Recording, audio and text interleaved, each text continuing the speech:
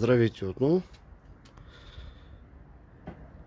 Правя пак видео от улица Хантервал номер 6 на това дърво, за което подадах сигнал, което се намира на улица Димитър Списаревски 44, общинска собственост.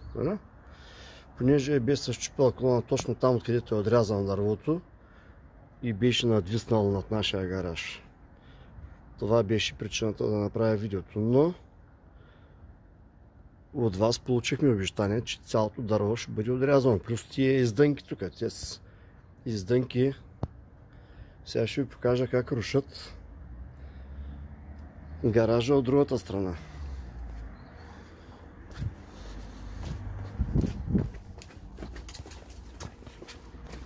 Значи, като се върши някаква работа, да се върши както трябва, защото например, като дойдоха хората тук да режат, спряха тока, тръгнаха да режат, стигнаха до тук и казаха: той дърво тук не можем да го отрежем цялото. И като ги питахме защо, ами защото каза: нямаме ключ за тази врата, за тази портичка. Нали? Той беше оправданието, че няма ли ключ, за да могат да го отрежат това нещо, този дънер, и да го вкарат вътре. А де факто, като нарязаха клоните, ги наджаскаха и тук, щупяха оградата и ги нахвърляха тук. Тъй. Сега да ви покажа дървото. В какво състояние. Вижте. То е до такава степен вътре е изгнило. Ще му дойде времето да падне. Така. Че работата е свършена наполовина. Тези издънки тук също са на обществена собственост. На общинска собственост. Ваша. Община Добрич. Тъй. Той нещо, тъй трябва да бъде според вас. Ето го гаража, половината гараж в издънки. И той нещо руши тук. Къде са долу мазилките. Къде са мазилките. Той нещо бута и руши гаража. От тази страна, що не е разрушен. Тъй, това е за дървото. Втори сигнал пуска. Между другото, там също окастраха това дърво тук. Хвърляха клоните тук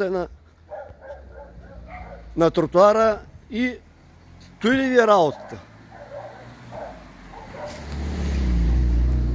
Каква е тази работа?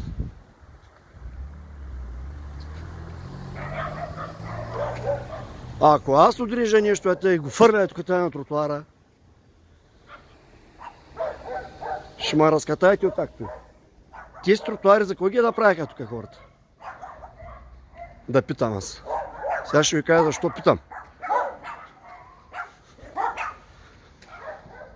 3 години съм се борил за тази улица да я направят. Направиха. Стана тук авария, отрязаха.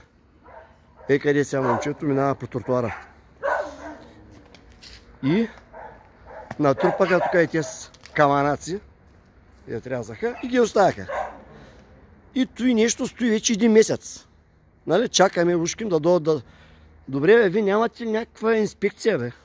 Като се свърши някаква работа, след като привърши работа, да мине един инспектор да види какво е свършено. Бил ли такова с нещо? Който и нещо тук на тротуара? Как да минават хората по тротуара? Значи, всичката работа до половина. Или ако се свърши нещо, до някъде и това е.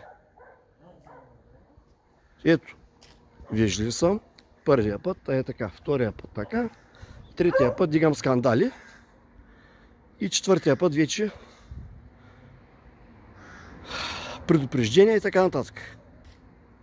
Това е положението. Аз не мога да оставя нещата тъй. Искам работа да се свърши. Там тия буклуци да се оберат от тротуара Тук тия неща тук да се приберат ли? Какво тук?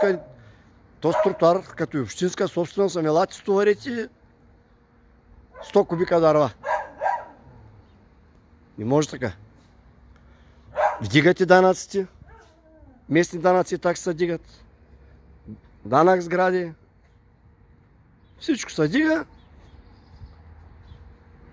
А работата по-зле. Приключвам видеото и ви го пращам, пък тук очаквам някакви действия, защото ще дода аз един ден тук с един. Ще наема един багер. Ще изрина тук и всичко. И ако някой дойде да се оплачва от мене, ще кажат, щом общината не си върши работата. Аз съм човека, който съм нагърбал да я свърша, защото ви не работата би до тук и къде е сега тук. Това е от водния цикъл, между другото. Това не е от вейкато. Това е от водния цикъл. Както и цялата улица Хан Тервел тук нагоре. Колкото пъти да я снимам, всеки път нова дупка. Некъде. Си едно слалом, хората карат наляво, надясно, видите такова, едва минава човека с джип. Некъде. Камерата си пръснати по целия път. Което и чудо, бе. Гледайте. Ужас. Водният цикъл на Данчо кмета. Изработките тук.